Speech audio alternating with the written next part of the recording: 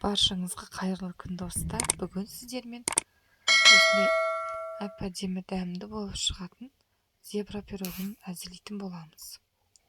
Қараңыздаршы, қандай әп-әдемі болып шықты. Мен әсемдігі үшін бетіне шоколад ертіп жақтым. Қанекей, бірге әзірлейік. Ең алдымен жұмыртқамызды алып, оған қант салып, миксерлеп аламыз. Қанты ерігенше, көпіргенше. Осылай миксерлеп аламыз.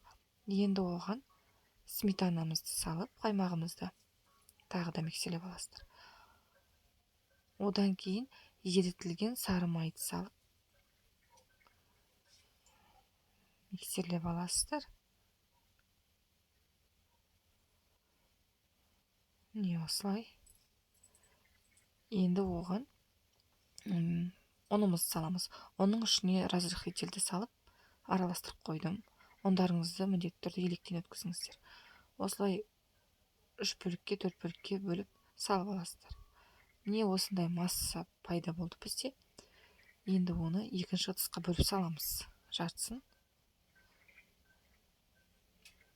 2 ыдысқа бөліп салып алдық. Енді үстіне какаомызды сеуіп миксерлейміз.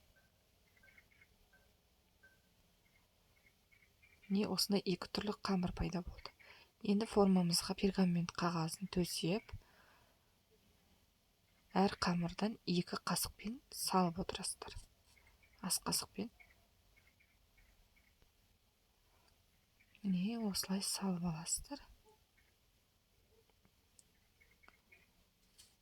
Енді оны зубочистканың көмегімен барлығын салып алғаннан кейін осылай узор жүргізесіздер, ары-бері жүргізіп, 180 градуста 35-40 минут пісіреміз. Осындай әп-әдемі дәмді болып шығады. Менің арнама жазылып кетіңіздер, ас болсын.